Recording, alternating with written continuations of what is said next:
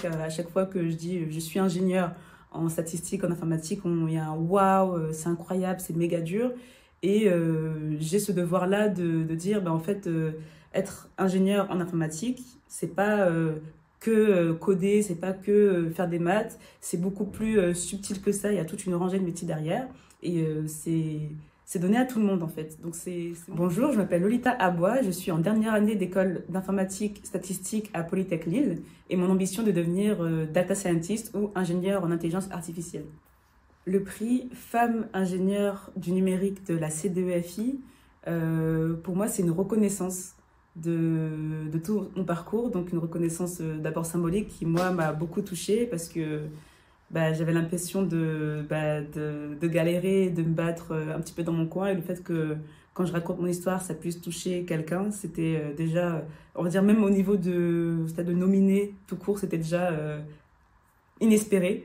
Donc pour moi, c'est aussi une légitimité de ma place, de me rassurer, de dire que on te voit, on voit ce que tu fais et merci et continue. Donc moi, oui, bien sûr que j'ai un rôle. Déjà étant moi-même une femme dans le numérique, je pense que j'ai le devoir de l'intérieur, de voir ce qui se passe et d'aller le répéter à les personnes de l'extérieur, de leur dire, regardez, c'est comme ça que ça marche, et de vulgariser aussi le domaine, de dire, en fait, c'est pas plus compliqué que ça.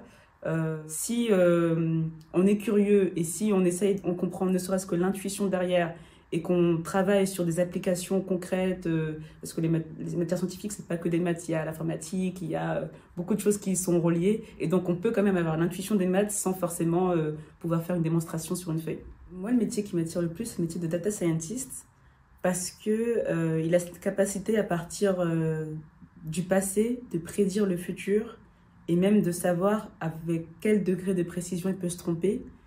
Et moi, j'adore parce que ça nous permet vraiment d'avoir du recul sur ce que l'on fait et de pouvoir aussi... on a le choix, quand on est data scientist, on a le choix, par exemple, de sur quels critères on va décider qu'on a tort ou qu'on a raison, sur quels critères on va sélectionner quelque chose comme étant meilleur que l'autre. Et oui, c'est le métier de data scientist ou de machine learning, de ML engineer, parce que, encore mieux, tu peux apprendre de manière automatisée, c'est-à-dire le modèle lui-même, il voit les erreurs qu'il a fait et il s'auto-corrige. Donc tout ce qui est réseau de neurones, deep learning, c'est ce qui m'intéresse, oui.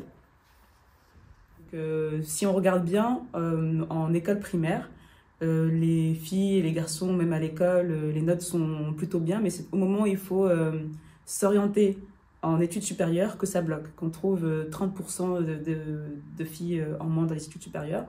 Et pour moi, ce qui bloque, c'est qu'à un moment, les filles, on intériorise le fait qu'on ne soit pas assez présente dans la manière dont on enseigne les sciences. Et quand je dis ça, c'est par exemple les théories qu'on va nous enseigner, les personnes auxquelles on référence, par exemple dans le numérique, c'est très rare qu'on mentionne une femme dans les cours d'histoire du numérique, de comment on a créé le premier ordinateur, de comment quelque chose est devenu révolutionnaire finalement. C'est très rare que dans le discours, on implique une femme. Et j'ai l'impression qu'il y a un peu cette intériorisation du discours chez une jeune fille qui va se dire finalement, j'ai pas ma place là parce que les plus grands penseurs, ceux qui ont designé cette matière-là, finalement, c'est que des hommes. Donc, qu'est-ce que moi, j'ai à faire là? Oui, je suis diplômée en septembre 2025 et je fais encore un an en master spécialisé, toujours en data science. Donc, je serai plutôt disponible à partir de 2026. Mais je suis ouverte à toute opportunité, n'hésitez pas.